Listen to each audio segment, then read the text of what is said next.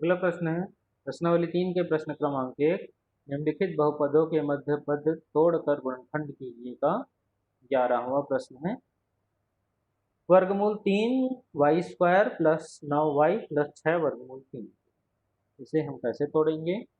तो चूंकि बहुपद के मध्य पद को तोड़कर गुणनखंड करना है, इसीलिए ध्यान ये रखना है कि मध्य पद को ऐसे दो भागों में तोड़ना है जिनका योग करने पर हमें मध्य पद के बराबर ही प्राप्त होना चाहिए और उनका गुणा कराने पर बहुपद के प्रथम पद और अंतिम पद के गुणनफल के बराबर होना चाहिए। सबसे पहले हम दिए गए बहुपद को ऐसे ही लिख लेंगे, वर्गमूल 3y² प्लस 9y प्लस 6 वर्गमूल 3। बीच वाला पहले वाले पद का जो गुणांक है वो है वर्गमूल 3, द्वितीय पद का गुणांक है 9 और तृतीय पद हमारे पास 6 वर्गमूल 3। तो 9 को हमें ऐसे दो भागों में तोड़ना है जिनको योग करने पर 9 प्राप्त होना चाहिए और गुणा कराने पर जो है प्रथम और अंतिम पद के गुणनफल के बराबर होना चाहिए। तो मान लेते हैं कि वे दो भाग ए और बी हैं। अगर हम ए और बी को जोड़ेंगे तो हमें 9 प्राप्त होना चाहिए और जब हम ए और बी का गुणा कराएंगे तो प्रथम पद अर्थात वर्गमूल 3 और अंतिम पद अर्थात 6 वर्गमूल 3 के गुणनफल के बराबर होना चाहिए। तो पहले वर्गमूल 3 और 6 वर्गमूल 3 का गुणा करा लेते हैं। जो वर्गमूल के अंदर है वो वर्गमूल के अंदर वाले से ही गुणा होगा और जो वर्गमूल के बाहर है वो वर्गमूल के बाहर वाले से ही गुणा होगा। तो 6 वर्गमूल के बाहर इसलिए 6 ही रहेगा। वर्गमूल 3 का गुणा वर्गमूल 3 से होगा तो हमें वर्गमूल 9 प्राप्त होता है और 9 का वर्गमूल 3 होता है, इसीलिए हम अगली लाइन में लिखेंगे 6 गुणे 3 के। 6 का गुणा अगर हम 3 में कराते हैं तब हमें 18 प्राप्त होता है। तो दो संख्याओं का गुणा कराने पर 9 प्राप्त होना चाहिए और उनका गुणा कराने पर 18 प्राप्त होना चाहिए। ये संख्याएं कौन सी हो सकती हैं? इसके लिए हम 18 के गुणनखंड करते हैं। 18 को अगर हम 1 से भाग करेंगे तो 18 ही प्राप्त होगा, अर्थात 1 गुणे 18 या 18 गुणे 1, ये इसका उत्तर हो सकता है। या 2 गुणे 9, 9 गुणे 2 भी हो सकता है, या 3 गुणे 6, 6 गुणे 3 हो सकता है। इसके अलावा और 18 के गुणनखंड नहीं हो सकते। तो इन तीनों में से एक हमारा उत्तर होगा। तो 1 और 18 को अगर हम ध्यान से देखते हैं तो 1 में 18 जोड़ने या घटाने पर कभी भी हमें 9 प्राप्त नहीं होगा, इसलिए ये हमारे दिए गए प्रश्न का उत्तर नहीं हो सकता। 2 गुणे 9, 2 और 9 को भी ध्यान से देखते हैं तो 2 और 9 में जोड़ने या घटाने पर हमें कभी भी 9 प्राप्त नहीं होगा।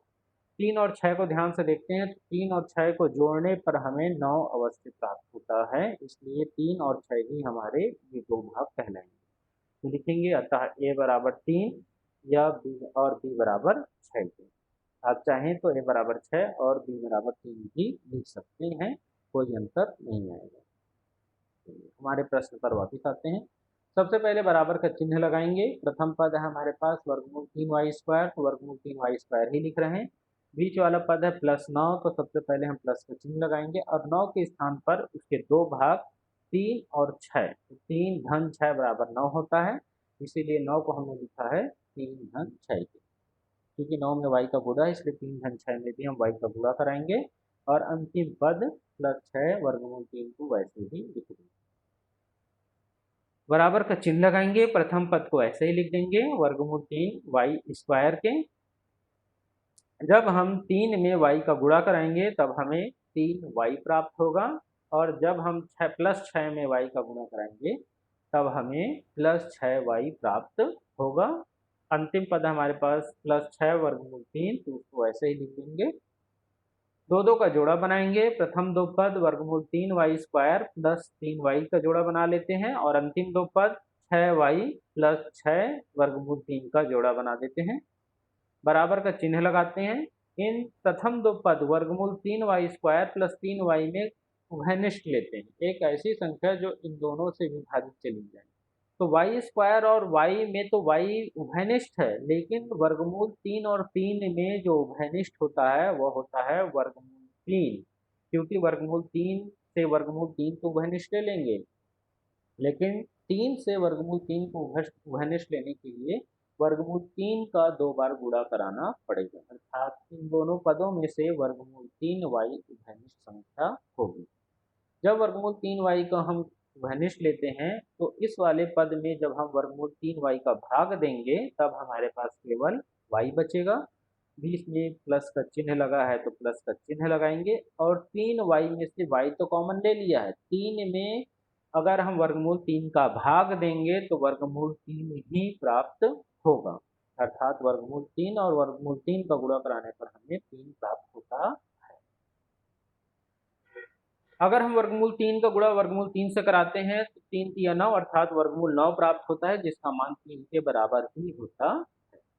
अंतिम दो पद प्लस 6y और प्लस 6 वर्गमूल 3 है, इन दोनों में जो घनिष्ठ है वो है प्लस 6। जब हम प्लस 6 इनसे कॉमन लेंगे तो पहले वाले 6y में केवल y बचेगा। द्वितीय पद प्लस 6 वर्गमूल 3 में से 6 तो कॉमन ले चुके हैं, तो हमारे पास केवल प्लस वर्गमूल 3 ही बचेगा। इन दोनों पदों में से y प्लस वर्गमूल 3 दोनों में उभयनिष्ठ है, तो अगली लाइन में पुनः हम y प्लस वर्गमूल 3 को उभयनिष्ठ लेंगे।